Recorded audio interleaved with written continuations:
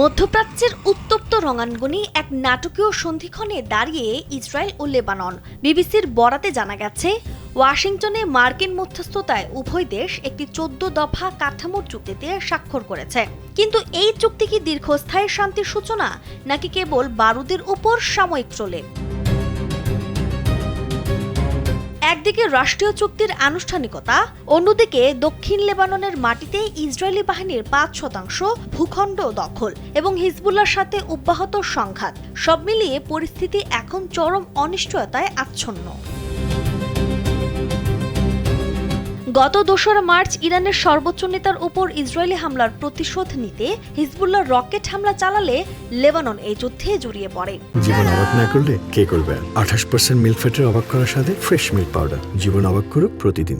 সেই থেকে ইসরায়েলের বিমান হামলা ও স্থল অভিযানে লেবাননের অন্তত 4192 জন নিহত এবং 12 লক্ষাধিক মানুষ বাস্তুচ্যুত হয়েছেন। বিপরীতে ইসরায়েলের পক্ষে 36 সেনা ও 4 জন বেসামরিক নাগরিক প্রাণ হারিয়েছেন। কিন্তু কেন চুক্তি এবং কার চাপে করা হচ্ছে?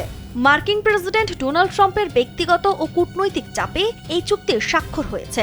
ট্রাম্প প্রকাশ্যে নেতানিয়াহুর সমালোচনা করলেও ইসরায়েলের ওপর নিজের প্রভাব জাহির করতে চেয়েছেন। এই চুক্তিতে উভয় দেশ একে অপরের সার্বভৌমত্বের প্রতি সম্মান জানানোর অঙ্গীকার করেছে।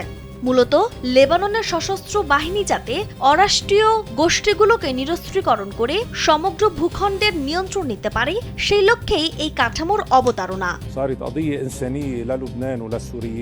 চুক্তির সবচেয়ে বড় অপ্রত্যাশিত মোড় হল, হিজবুল্লাহ এই চুক্তির কোনো পক্ষই নয়।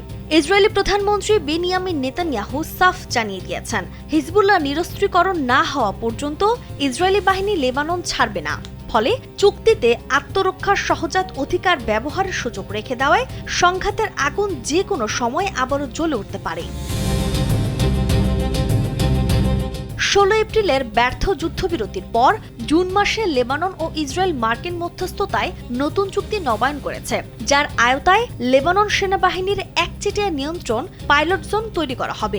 একদিকে হরমুজ প্রণালীতে পণ্যবাহী জাহাজের হামলার ঘটনায় ট্রাম্প ইরানকে দোষারোপ করছে।